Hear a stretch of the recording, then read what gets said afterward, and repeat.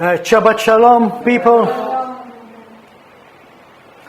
Today we will be continuing our study in Psalm 119, and we are in chapter which is called Teth, which is chapter number 9 in our studies. This is the 9th study of Psalm 119.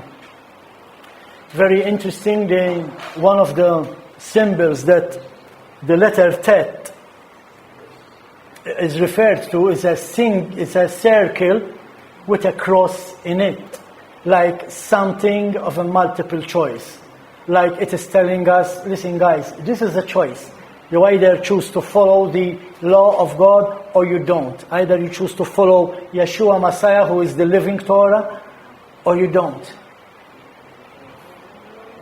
So let's go through the 8 verses of Psalm 119, which are from verse 65 to verse 72.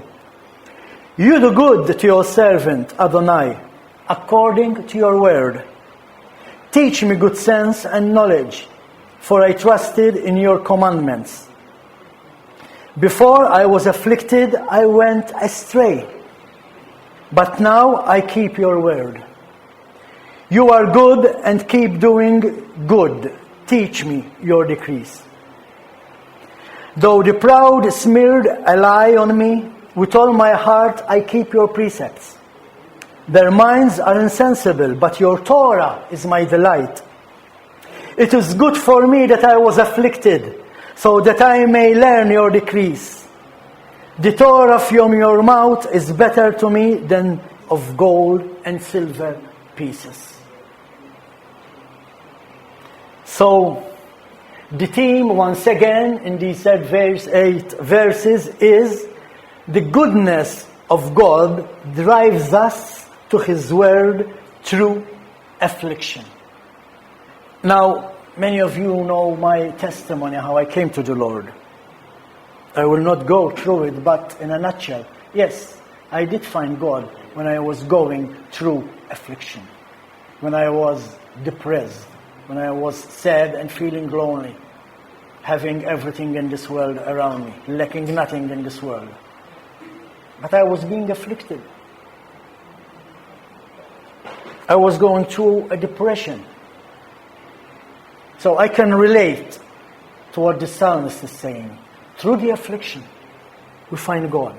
Why? Because there comes a point in our life when we say, Lord, where are you? Are you truly there? Speak to me, God. And yeah, He will speak to you. He will send somebody your way. And they will introduce you to Him. They will introduce you to His book. And then you start studying yourself. And you discover the truth. Yes, through affliction, God drives us to His word. In fact, the psalmist is telling us himself that before God in His goodness had afflicted him, the psalmist had gone astray. He was lost. But he now concludes that it was good to be afflicted because it drove him to the word of God. That's what we find in verse 71. It was good for me that I was afflicted, so that I may learn your decrees, your Torah, in other words. The same Torah that the modern day churches say that we are no longer to keep. It's done away with. Even if you go to Psalm 34, in verses 19 and 20, it reads, many are the afflictions of the righteous. Many are the afflictions of the righteous. And the Lord will deliver him from all of them. And He will keep all his bones, that not one of them will be broken. Now, this is also a prophecy about Yeshua. When Yeshua was hanged on the tree, the righteous one, no bone was broken. Why? Because Abba Father was taking care of him. And remember, mentioning the word Abba, I just remembered yesterday we started a new moon, we started a new month, which is the month of Av, which means father. It's where we get the word Abba from. And again, this is the month of sorrows, actually. So many things happened to the Israelites people in this month, especially the destruction of the temple twice on this month. But let's continue with our study. Many are the afflictions of the righteous one. The Lord will deliver him from all of them, and he will keep all his bones, that not one of them will be broken. Many are the afflictions of the righteous one. Now remember, the wages of sin is death. Again, we spoke about grace in this morning parasha.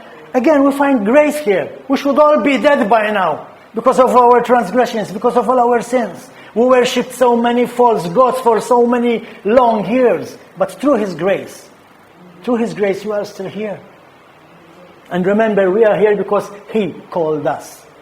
And He called us for such a time as this. But having said that sin brings sickness and that the wages of sin is death, we need to remember that God also promised to heal us. If we obey His Torah, we will live forever and ever. We will not die. And remember the teaching that we did about the second death. It's talking about that death. Everybody has to die, the first death. Even Paul, writing his second letter to the Corinthians, in chapter 1, verses 6 and 7. If we are suffering hardship, it is for your encouragement and salvation. Without affliction, you are lost. 2 Corinthians chapter 1, verse 6 and 7. If we are suffering hardship, it is for your encouragement and salvation. Why? Because if you have everything, you don't need God. Or so you think. That's why God Himself in the book of Deuteronomy said to us, listen, when your belly is full, when you have everything, remember me, remember to thank me. He knew that we will forget Him. But when suffering and hardship comes, that comes for our encouragement and for our salvation. Or if we are encouraged, it is for your encouragement, which produces in you the patient endurance of the same suffering that we also suffer. This is Paul talking. Our hope for you is firm, since we know that as you are partners in our suffering, so also in our encouragement. Paul was suffering. The people who was writing to were suffering. But Paul was being encouraged by their suffering, and he was encouraging them by his letters about his suffering. Sometimes we think that it is only us going through hardship. No. Not only us. Remember what the word already said. Many are the afflictions of the righteous one. If you are righteous, you'll go through afflictions. It's a test. God will prove you. Because it is easy to say, I believe in God. It is easy to open our hands and worship Him. But when facing the truth, we give up. We lose heart. In our hardship, we find our salvation. Why? Because most of us turn to God during such times. And it's a good thing. It's a good thing. That's why people get healed, because they turn to God. But then again, remember what Yeshua always says. Go and sin no more. So now, God kept His promise. He healed you. Now you follow Him. You follow the same God of Israel. You follow the same law that God gave to His people. Why? Because we are grafted in. Acts chapter 14. Verses 21 and 22.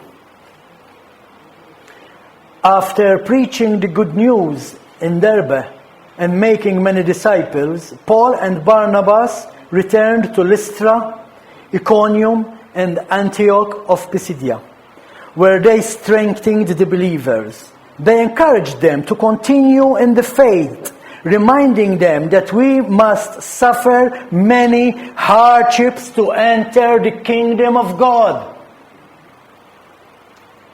No, I was not taught that. In the modern day churches, I was taught that now I'm living in the kingdom, nothing can happen to me. That's not what Paul is saying. He said, listen, we must suffer many hardships to enter the kingdom of God until the door is opened, until we pass through the forever life, the eternal life.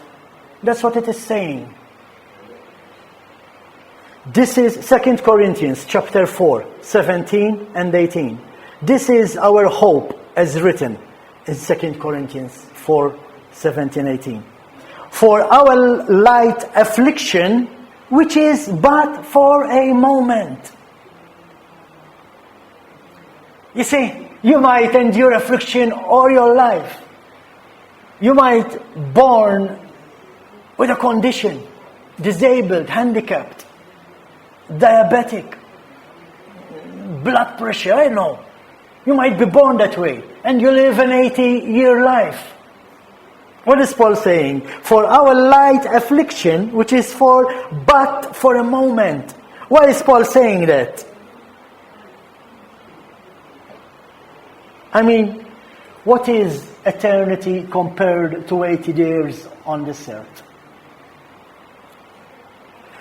And during this study, I came across a verse in Psalms which blew my mind away. Remember, 1,000 years are like a day for the Lord. And we find this in 2 Peter 3, 8. But don't forget this one thing, that with the Lord, one day is like 1,000 years, and 1,000 years are like one day. That is what Peter is saying. But go with me to Psalm 90 and see what the psalmist is saying. Psalm 90, verse 4. For 1,000 years in your sight are like a day just passing by, or like a watch in the night. Now this changes everything, guys. What is a watch in the night? It's like me, Marius, Steve, and Christian here are taking turns watching the door that nobody comes in. So I watch for 2 hours and you sleep for the rest of the night. Then I go to sleep, somebody wakes up and watch for 2 hours. And then he goes to sleep and the other one comes and watch for 2 hours. So if it's a 12-hour shift, you have to wait, you have to watch only for 3 hours. That's how short our life is in the sight of God. For him, 1,000 years, it's like a 3 hours watch in the night.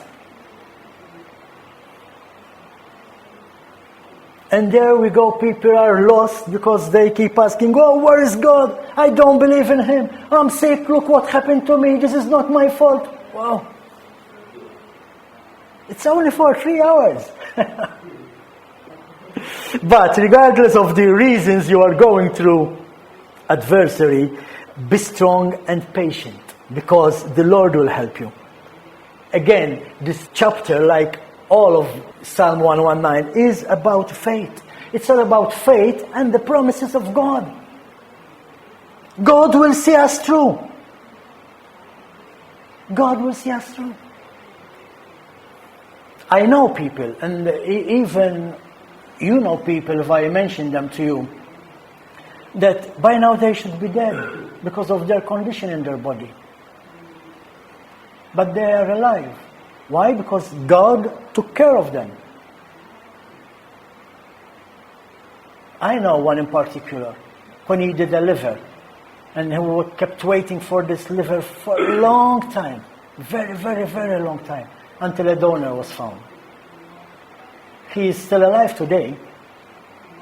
How? Because God took care of him. Now I'm talking about a man of God.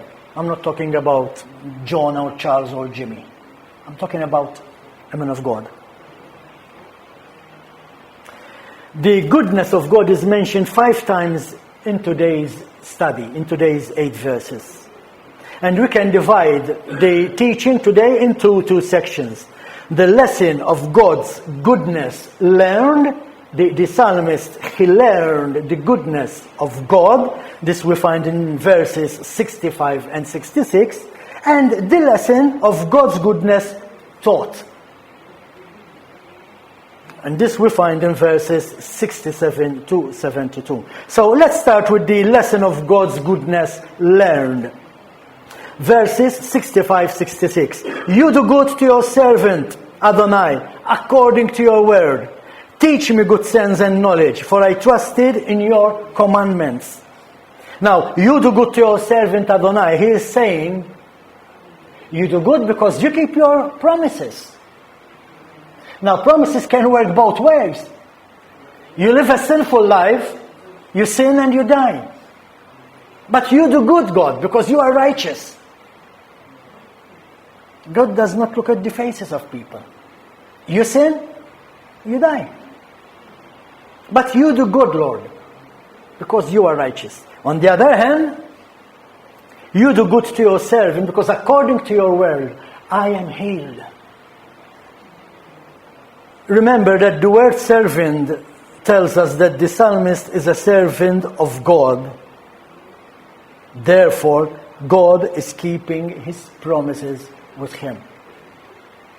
Now, the word servant might mean slave. Now, that's another teaching. Yes, we are slaves. We are slaves to Yeshua. But it's not the kind of slave we understand with when we look at the Hebrew people being in Egypt, enslaved in Egypt. No, it's not that kind of slave. That's why I always tell you, when you study the Bible, forget the Greek mindset. But you need to start studying the Bible with a Hebrew mindset. Because with a Hebrew mindset, the things are different from what we read, from what we were taught. A slave in the Bible is like somebody which I lended money to, and he has to work for me to pay me back. So now he's my slave. But it doesn't mean I use the whip on him to work hard for me. No, he is working for me. If he is working 8 hours a day, he is working for me. I give him his share, but I take my part.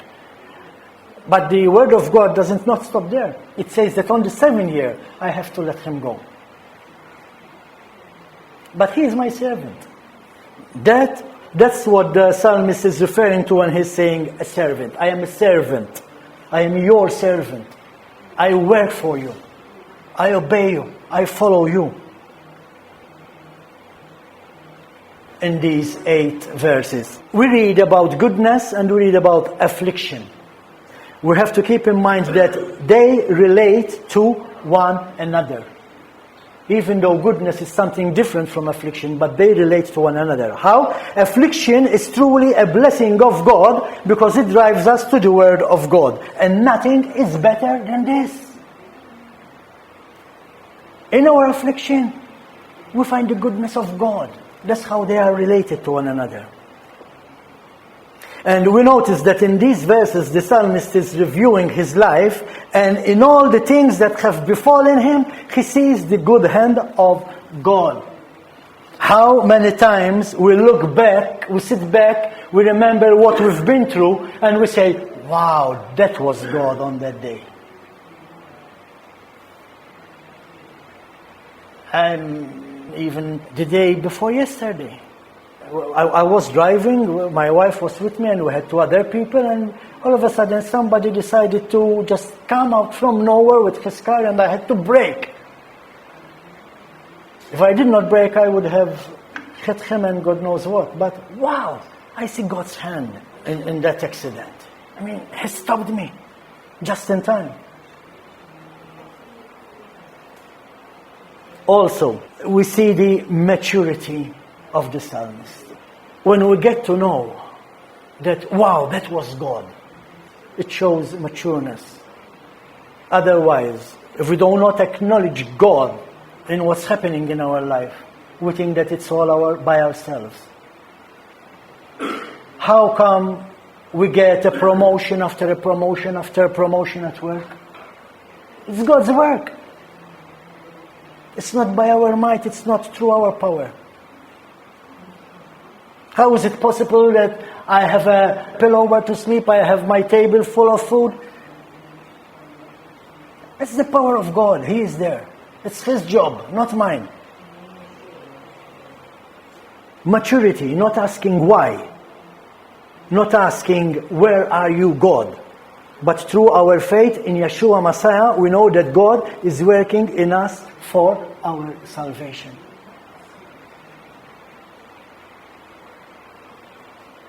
When we cry out, when we say, Abba, where are you? And He will send His Son. He will send His Son. So through His Holy Spirit, He can talk to us. If you want to see God working in your life, just go to a situation, just go through a problem, a circumstance, and ask God, God, where are you? And you will see Him working in your life. If you are mature enough to realize that God is working in your life.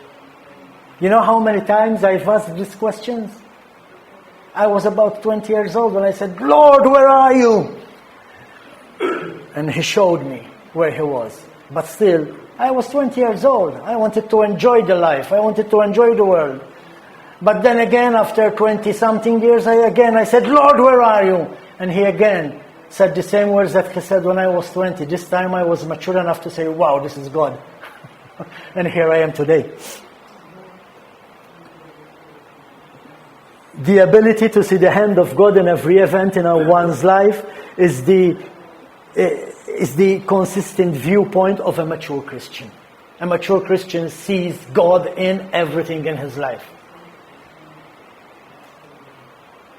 The word good or well, it depends what version of the Bible you have, may convey many ideas, several ideas.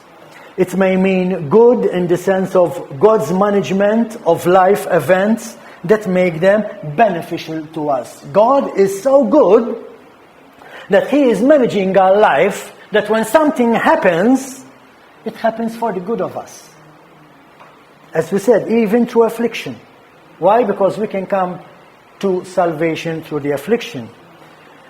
This also we can read in the letter to the Romans, chapter 8, verse 28, where it says, now we know that all things, not only the good things, all things work together for good for those who love God, who are called according to His purpose. All things work together for the good of those who love God. That's how through affliction we can come to God. But as I said, God has to call you. It is Him who calls us. It's not us who finds Him. He is calling us according to His purpose. What's His purpose? To follow His Son Yeshua Messiah. Who is Yeshua Messiah? The living Torah. It is the Torah made flesh. To follow Yeshua means to follow the instructions of God. You cannot say, I'm a Christian, I follow Jesus, and on the other hand you say that the Torah is done away with. No. Yeshua, Jesus, is the living Torah. To follow Yeshua is to follow the Torah. The lessons of God's goodness taught. Verses 67 to 72. We see here the results of the affliction. Before I was afflicted, I went astray. But now I keep your word. What is the result of being afflicted? Keeping His word.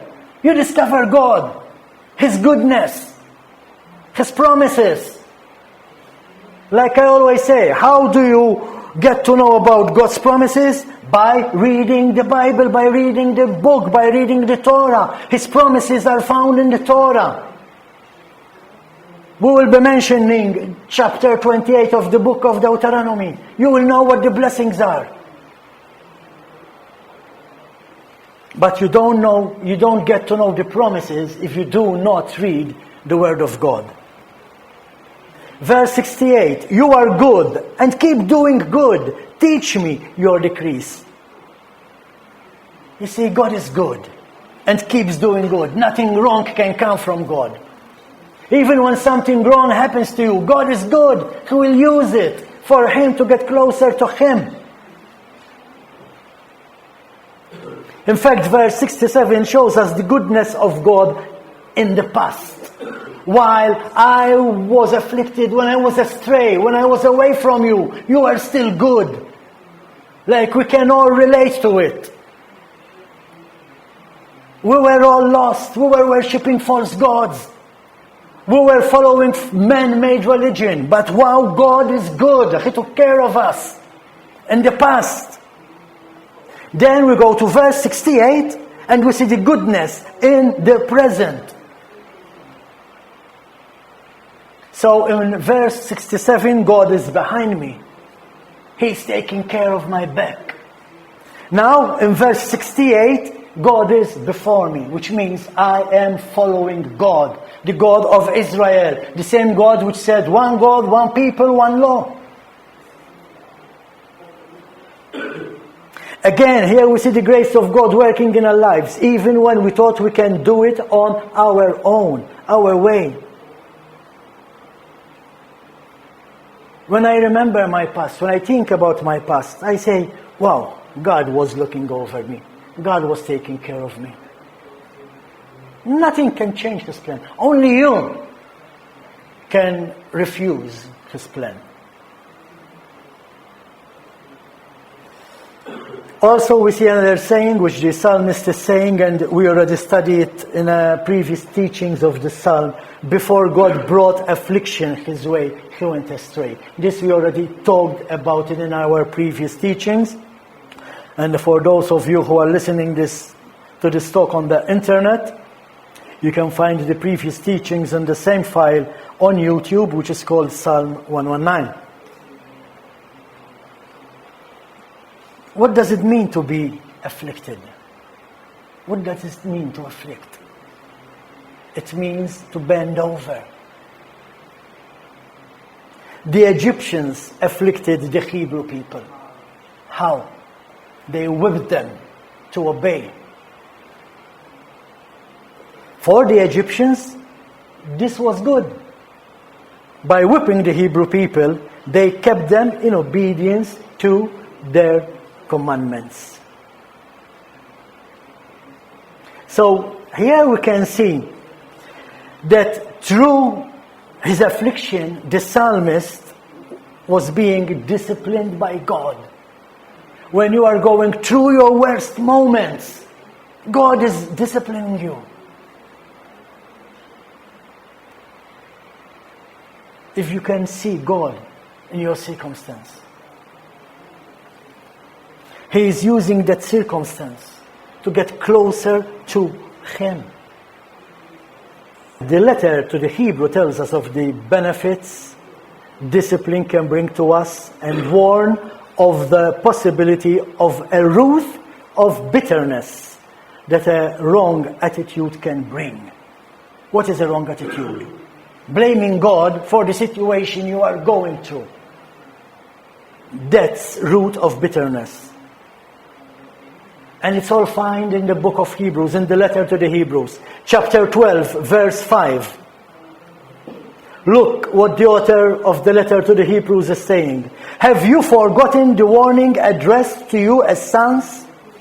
My son, do not take lightly the discipline of Adonai or lose heart when you are corrected by Him. When God is correcting you. Why are so many people sick? Because of the lifestyle they live. Now, God is correcting you, using that condition for you to stop living that life. Now, there's nothing you can do to stop the condition if there's no cure for it. But you can change your life. And by changing your life, you can take care of your condition and still live longer. Again, Hebrews 12, verse 11. Now all discipline seems painful at the moment. Not joyful, but later it yields the peaceful fruit of righteousness to those who have been trained by it. Of course, if you get a condition, it's not beautiful, it's painful. It's not joyful. Now you have to carry that condition all your life. But the thing is that because you now changed your life, because you turned to God, because you're obeying God, God can take care of that condition. And what was supposed to kill you in a matter of months now has no power over you. Verse 15. See to it that no one falls short of the grace of God, and see to it that no bitter root springs up and causes trouble, and by it many be defiled. This is where we need to be careful. Not blaming God for any situation. In fact, in everything give praise. You don't praise God because you are sick. You praise God because through your sickness, He is taking care of you. Amen? The nature of the affliction, what the affliction can do to you. What can the affliction do to you? And we find this in verses 69 to 70.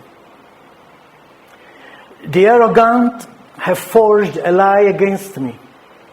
With all my heart I will observe thy precepts. Their heart is covered with fat, but I delight in thy law. So here we see a lie has been forged against the psalmist. Remember when in the first teaching of Psalm 119, we spoke about the kings and the leaders meeting together to discuss and ridicule the psalmist, and the psalmist who was complaining about them. Verse 23, though princes sat speaking against me. They were speaking against the psalmist in verse 23. Now they are spreading lies against him. Now, he's being forged, he's being smeared. Now, not only speaking against him, now they are spreading lies. They are spreading rumors, smeared, forged. That's what the word forged means. They were damaging the reputation of the psalmist, who was known as a Torah observer, a follower of the instructions of the Almighty. And because he was observing the Torah, because he was following God, they were spreading lies against him. Wow, don't be surprised. You know what's happening in today's modern churches here in Malta? Because we follow the instructions of God. Lies being spread from the pulpits against us. But we do like the psalmist did. What did he do? The arrogant have forged a lie against me. With all my heart I will observe thy precepts. Let them say that we are lost. Let them say that we are spitting out the blood of Jesus. No, we are following Yeshua Messiah. We are obeying our Savior, our Lord, by obeying the commandments of God. All of them. 10 out of 10. Not just 9 out of 10. Just because I want to work on Saturday, because you get paid double. Yes, I will do like the psalmist did. They want to spread lies about me? Let them do it. I will keep your commandments, O Lord. But yes, They were damaging the reputation of the psalmist because he was a Torah observer. He was being persecuted because he was set apart. And if you are not being persecuted, it means you are not set apart. You are part of the crowd. And if you are part of the crowd has no problem with you. But when you are set apart, when you are following the Torah, now you are no longer part of that crowd. Now you are subject to ridicule and lies. But keep being set apart. Keep following the Torah of God. Have you ever noticed this? The more posts you post on Facebook about the Torah, the more enemies you make. The more people will delete you. Good, that's a good thing. That's a good thing. I had about 300 people from the church I used to go who deleted me. Good. Facebook got cleaned by itself and I was being set apart by God. I have no longer clowns and fools on my Facebook page. Now I only have people who I can talk to about the Word of God and they can teach me. Not come up with answers which they think they've learned from some Bible college somewhere.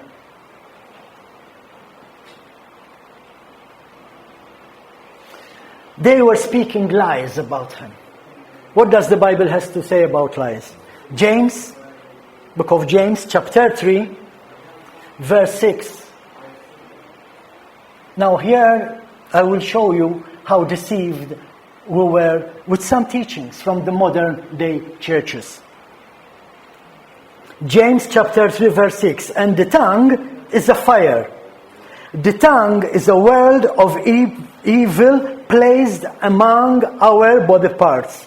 It pollutes the whole body and sets on fire the course of life, and is set on fire by Gehenna. Now, you know what Gehenna is, right?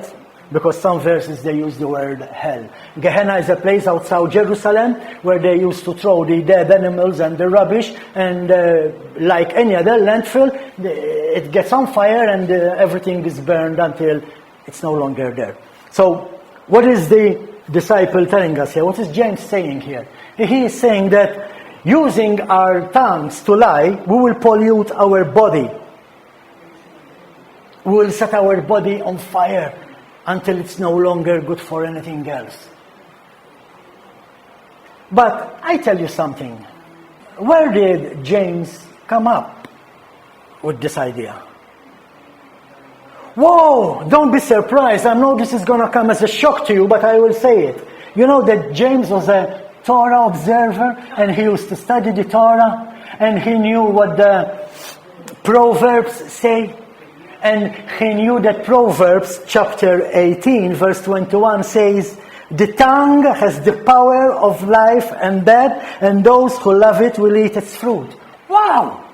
James was a Torah observer. Yeshua was a Torah observer. And now we are no longer under the Torah of the Almighty One of Israel. Whoa! Come on, people, think about it. What makes you think that you are no longer under the law? What makes you think? Anyway, the word smeared, what does it mean? The word smeared means to glue, to plaster, to cover. Like you have this piece of bread and you cover it with butter. That's the situation the psalmist was in. He was being smeared with lies. They were lying about him. A smear campaign had been lodged against the psalmist. However, the psalmist did not try to correct. He did not utter one complaint or rebuked the liars. Let them lie. If that makes them happy, let them be happy. Let them lie from the pulpits against us. Let them say that we do not leave our beds on the Shabbat. Let them say that we do not shower on the Shabbat. Yes, don't be surprised, brother. That's what they say about us. From the pulpits of the modern day churches. Yeah. But like the psalmist, I will follow the commandments of God. In the midst of it all, what did the psalmist do? He reaffirmed, he confirmed his loyalty to the word of God. If the word of God says, keep the Sabbath holy, no matter what modern day preachers say from their pulpit, I will keep the Sabbath holy. I do not follow man. You follow man, you fall in a hole. I follow God. But again, here we also see the commandment for us to forgive. He did not rebuke them. He never complained. He said nothing to them. Why? We already studied this in another chapter. His concentration was day and night on the Torah of the Almighty One of Israel. Like it is written in the book of Joshua, chapter 1, verse 8. This book of law shall never depart your mouth. Think about it day and night. So God is telling us to study His Word. And Joshua had only the first 5 books of Moses. So God is telling us to study the first 5 books of Moses. And the modern day church is telling us that the book of Moses are no longer of effect to us. I choose to follow Joshua. I used to follow God. I used to follow the instructions God gave to Joshua and not what man is given from the pulpit. I will meditate on God's law day and night.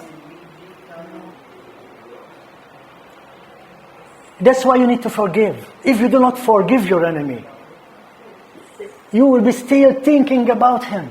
You will still be thinking what he's doing to you. The reputation, your reputation. Wow, what he's doing to my reputation. Look what he is saying. Now, keep focusing on the Word of God. This is the time where you need to get closer to God. This is the affliction you have to go through to get closer to God. How? Do not think about your enemy. Think about the Word of God. And when I say do not think about the enemy, I mean do not think about what the enemy is doing to you. Yes, think about your enemy in your prayers. Pray for him. We do not attack the one who sinned against us. No? We can come against the belief. If their belief is false, that's what the Word says, you expose them.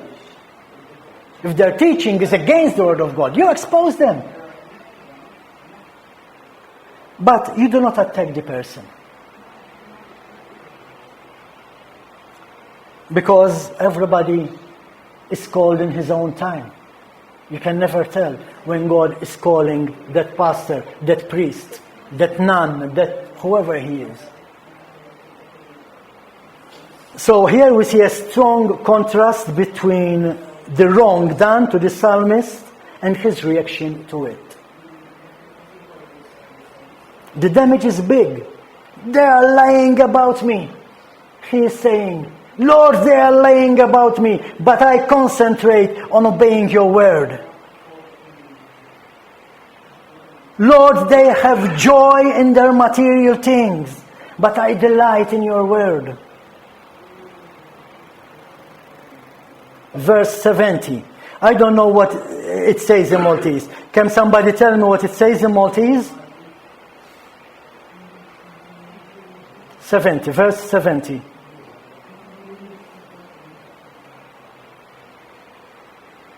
Nobody has a Maltese Bible? Good. All right, James. Does it say fat, Shaham? What? What does it say? Verse 70. Shaham, fat. You have an English Bible, Christian, or? Ah, okay. I wanted to know what your language says, actually. But fat in English. He's from Norway, so...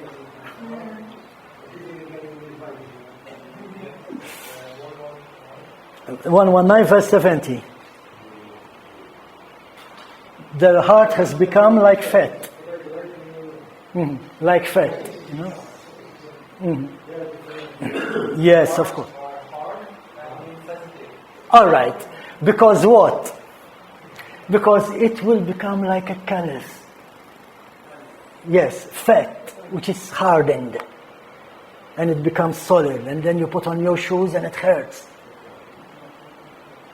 So the word fat heart is a reference to the stuffing of oneself with material things, to the exclusion of spiritual possession.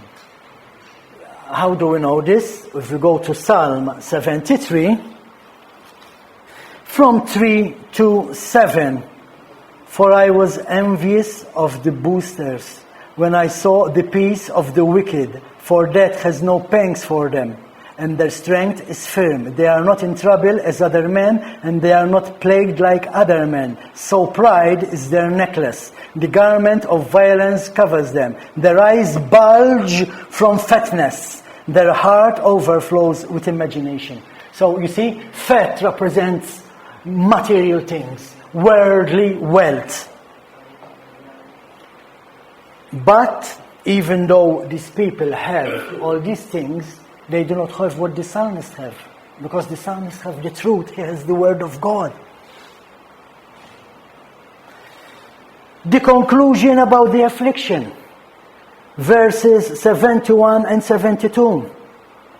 It reads, "It is good for me that I was afflicted, so that I may learn your decrees." Again, he's making the point over and over again. Every week, he's making this point. I mean, every study, every paragraph. In every paragraph, he's making this point. "It is good for me that I was afflicted, so that I may learn your decrees. The Torah from your mouth is better than thousands of gold and silver pieces." How does the word start? The verse starts, "It is good. It is good for me." Affliction has driven him to the word of God. We already mentioned in our previous studies of Psalm 119 how he was afflicted, but it was good. He keeps coming back to his point. This is the blessing of the highest order.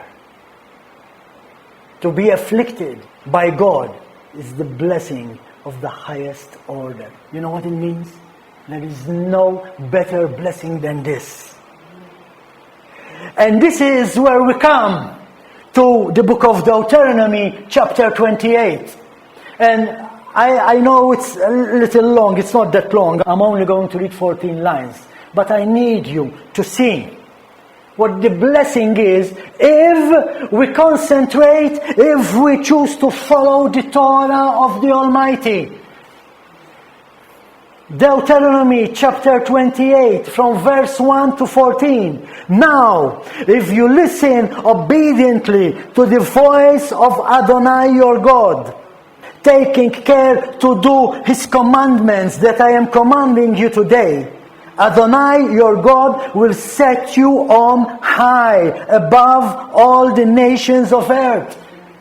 You see, he is going to bless those who keep the commandments, all of them, 10 out of 10, not 9 out of 10.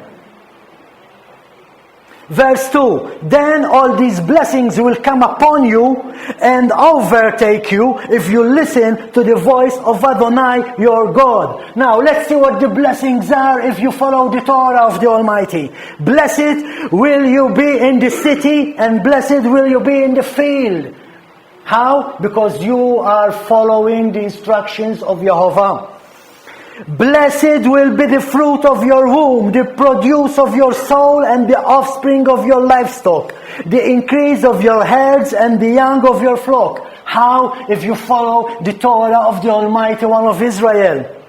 "Blessed will be your basking and your kneading bowl." How? By following the Torah of Jehovah. "Blessed will be you when you come in, and blessed will you be when you go out." When you follow the instructions of the Almighty One of Israel. Verse 7, "Adonai will cause your enemies who rise up against you to be struck down before you. They will come out against you one way and flee before you 7 ways. Adonai will command the blessing on you in your barns and in every undertaking of your hand, and He will bless you in the land Adonai your God is giving you. How? Because you follow the instructions of Adonai. Verse 9. Adonai will establish you as a holy people for Himself, just as He swore to you, if you keep the commandments of Adonai your God and walk in His ways. You know how many Christians say they are God's people? No, they are not. If they are preaching that we are no longer under the Torah, no longer under the instructions of God. You are only called God's people if you follow His commandments.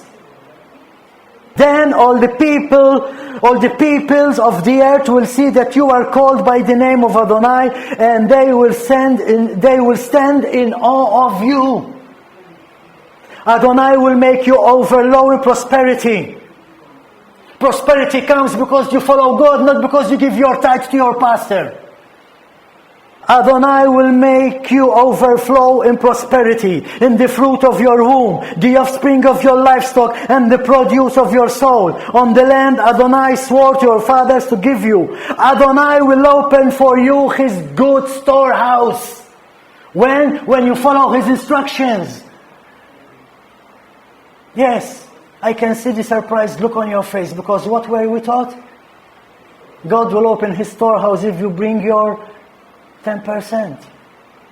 That's not what God is saying here. He said, I will open the storehouse if you follow my instructions. Adonai will open for you His good storehouse, the heavens, to give rain for your land and its season, and to bless all the work of your hand. You will lend to many nations, but you will not borrow. Adonai will make you the head and not the tail, and you will be only above and not below. Alright, how many times have we heard this prayer? I'm going up and not down, I'm the head, I'm not the tail, I'm going forward and not backwards. No! You're going backwards, you're going down, because you don't follow the instructions of God. On the contrary, you preach that the Torah is done away with. We are no longer under the law. Let's continue. Adonai will make you the head and the tail, and you will be only above and not below, if you listen to the commandments of Adonai your God, that I am commanding you today. Careful to do them, and do not turn aside from any of the words I am commanding you today, to the right or to the left, to go after other gods in order to serve them. Thank you, God, I rest my case. This is the ultimate blessing. This is the highest blessing. This is the ultimate good, worth more than any material possession one can own. You can have a beautiful house, you can have a beautiful car with leather seats. But if you are not blessed by God, just because you have a big house, just because you have a car with leather seats, doesn't mean you are blessed. Hallelujah. Throughout the Psalm 119, the psalmist often expresses his love for the word of God by means of comparison to other things. Like in verse 14, he loves the word more than the riches. In verse 113, he loves the word more than the sweetness of honey. We will be studying this in future study of this psalm. Again, in verse 57 and verse 111 of Psalm 119, he loves the word more than any earthly inheritance. He loves the word more than gold in verse 127. He loves the word more than great spoil in 162. This should also be our goal, brothers. Maybe not everybody is being smeared with lies like the psalmist. But we all know that we all have people coming against us because we chose to obey the instructions of God. Our job is to follow His instructions. Forgive those who are preaching about us from their deceiving pulpits, and we pray for them. Amen? All right, let's all stand up for the Aaronic blessing. Yehovah bless you and keep you. Yehovah make His face to shine on you and be gracious to you. Yehovah turn His face toward you and grant you shalom. Amen. Hallelujah.